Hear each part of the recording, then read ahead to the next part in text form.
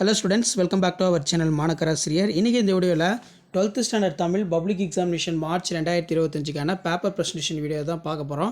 So இந்த மாதிரி நீங்கள் பேப்பர் ப்ரெசன்ட் பண்ணிங்கன்னா கண்டிப்பாக உங்களுக்கு நல்ல மார்க் வந்து கிடைக்கும்.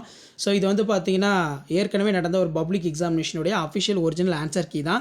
2023 நடந்த பப்ளிக் எக்ஸாமினேஷன் தமிழுக்கான விடை குறிப்புகள் ஆன்சர் கீ. இந்த ஆன்சர் கீழே இருக்கிற மாதிரி நீங்கள் ப்ரெசன்டேஷன் பண்ணிங்கன்னா கீ பாயிண்ட்லாம் எழுதி அண்டர்லைன் பண்ணிங்கன்னா கண்டிப்பாக நீங்கள் தமிழில் 90க்கு 90 எடுக்கலாம். ப்ளஸ் உங்களுக்கு இன்டர்னல் வந்து 10 மார்க் வந்து கொடுத்து 100க்கு 100 நீங்கள் எடுக்கலாம். ஸோ இந்த மாதிரி வந்து ப்ரெசன்டேஷன் பண்ணுங்கள். இப்போ நகரம் பட்டை தீட்டிய வெள்ளை உயரமாகிறது. இதுக்கு வந்து நீங்கள் என்ன எழுதணும்? மழை காலத்தில் நனைந்திருந்த பகுதிகள் எல்லாம் திடீர் சூரியன் ஒளிக்கதிர்களால் காய்ந்து விட்டது. அதனால் நகரம் பட்டை தீட்டிய வெள்ளை உயரமாக தெரிகிறது. அதே மாதிரி மறக்கக்கூடாது. ஸோ இந்த மாதிரி வினா கேட்பாங்க. தொன்மம்னா என்ன? இப்படி தான் வந்து பார்த்தீங்கன்னா பப்ளிக் எக்ஸாம் பேப்பர் வேல்யூஷன் கேம்பில் வேல்யூஷன் ப்ராசஸ் எல்லாமே நடக்கும்.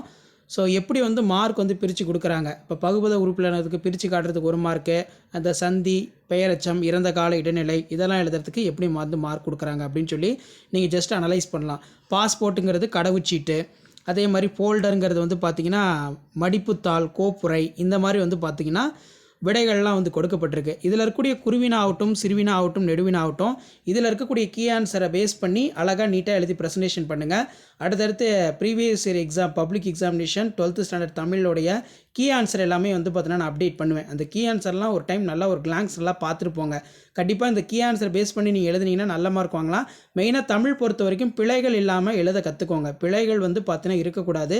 பிழைகள் இல்லாமல் நீங்கள் எழுதுனீங்கன்னா தமிழில் 100க்கு 100 கண்டிப்பாக வந்து வாங்கலாம். பாடாணத்தினெல்லாம் ரிப்பீட்டடாக கேட்கப்பட்ட ஒரு முக்கியமான வினா.